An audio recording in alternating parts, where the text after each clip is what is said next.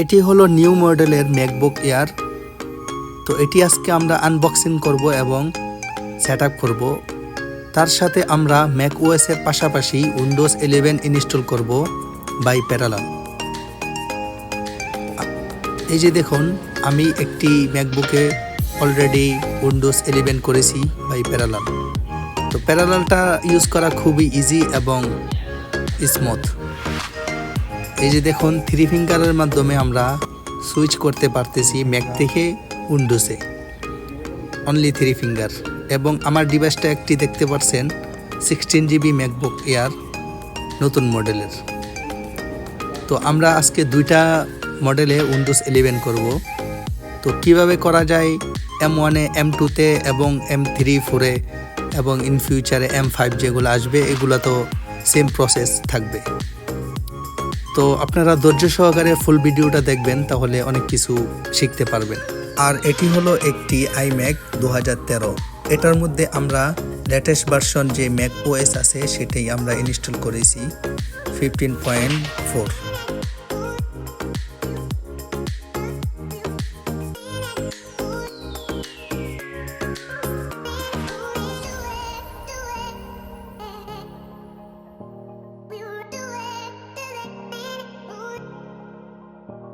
তাদের ডিভাইসগুলোতে আপডেট দেওয়া যায় না, তারা আপডেটগুলো বন্ধ করে দেয়।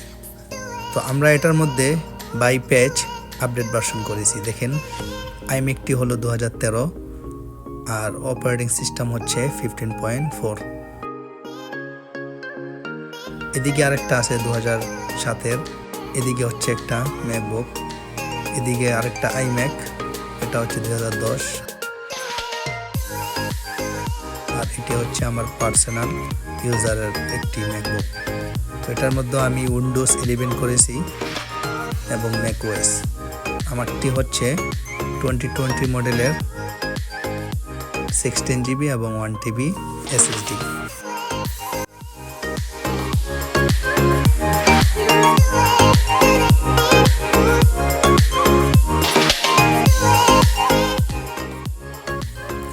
এটি হলো ম্যাকবুক এয়ার 2025 M4 চিপের।